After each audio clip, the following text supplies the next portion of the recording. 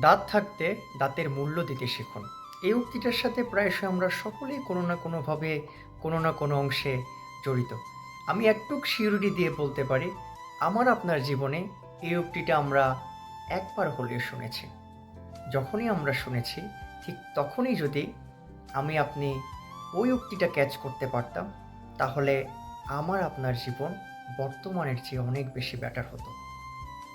কেননা আমরা ঠিক সেই মুহূর্তে দাঁতের যত্ন নেওয়া শুরু করেছি, যেই মুহূর্তে আমরা দাঁতের কোনো একটা অংশে ক্ষতি করে বসেছি।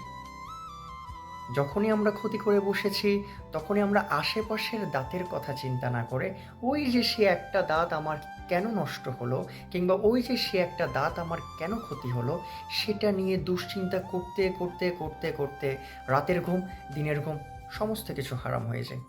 দিন শেষে ফলাফল 0।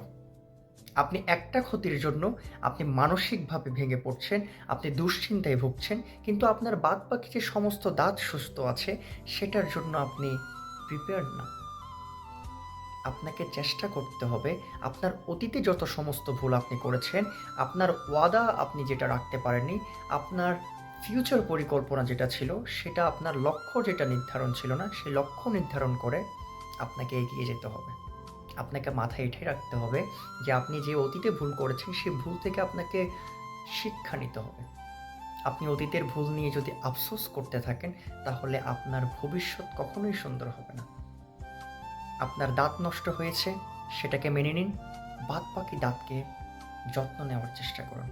আই হোপ আপনার আমার জীবন অনেক বেশি বেটার অ্যান্ড অনেক বেশি সাকসেসফুল একটা জায়গায় আমরা যেতে পারব।